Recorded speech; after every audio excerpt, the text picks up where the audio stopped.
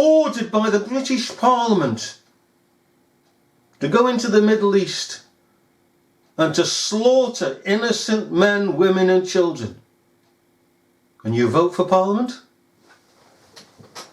Charles de Menezes was an innocent person allowed to be in this country, used by the authorities. And then when he became a threat, they disposed of the threat. And we know it was the British government who had set all this up and employed an agency to actually carry out the dirty deed. And what is more, the media, we also understand, covered it up. It slipped out. And they soon had to cover that up. When it slipped out, that bombs had been planted underneath the carriages. And how did they try and their best to cover this up? By repeating over and over and over again that there was these terrorists who put rucksacks on the back, on seats on the tube trains. And this is what they focused on, to get away from the focus upon the real issue, that there was bombs beneath the floor. And the victims that survived said, and the doctors themselves said, the floors blew up. And you can't do that with a rucksack on a seat. And the way our carriages, underground carriages are settled, equally you can't do it. It was from the floor. The floors blew up, blasted everybody in the face. And the legs and everything from the front suffered. It was a wicked, wicked thing that the government did. They stopped at Tavistock Square. They put a limit.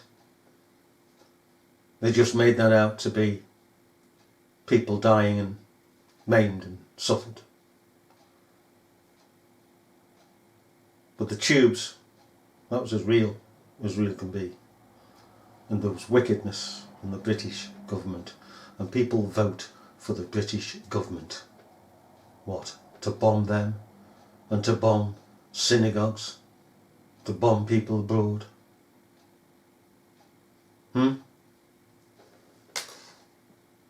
To murder innocent members of the public like Charles de Menezes?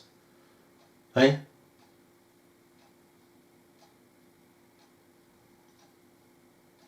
Got too hot for Jill Dando, didn't it? And of course her boyfriend, it is implied, was informing the authorities where she'd be on that day.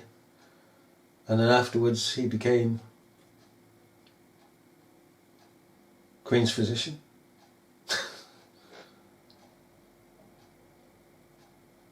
Amazing, isn't it? That's life. That's how it is. Cold facts of life. And to know them is to live with them. Quite easily. And those that don't understand what life is all about, all these little setups, cannot be truly settled in their minds. You see, when we see them, it doesn't disturb us, angers us. We're not amazed. Because we know these things happen. And we know who does them. And we are therefore able to speak out against those who do them.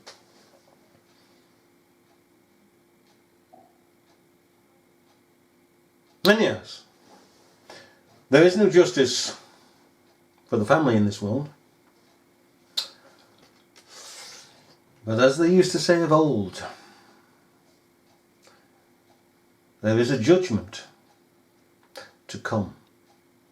You cannot escape the wickedness that you do in this life. And these boys will face the final judgment.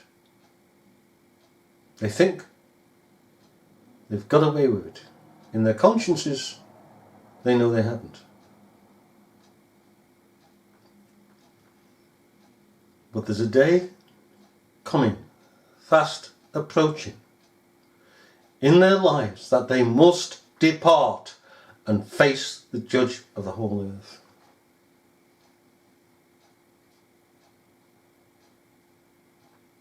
And go screaming into the hell of hells.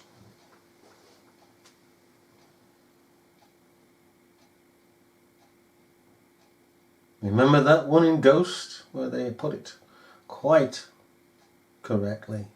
The evil man against the good man. The evil man went out screaming.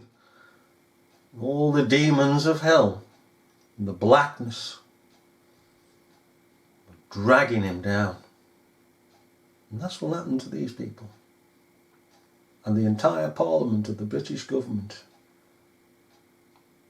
of every person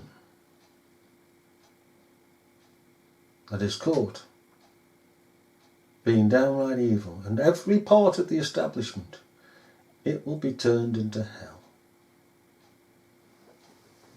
And what have they got? What have they got? Nothing.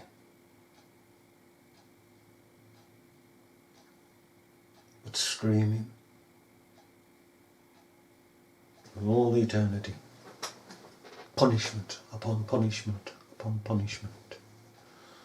It doesn't matter if they're atheists or not. Reality is reality. And good people are rewarded for being good people. Evil is rewarded by evil.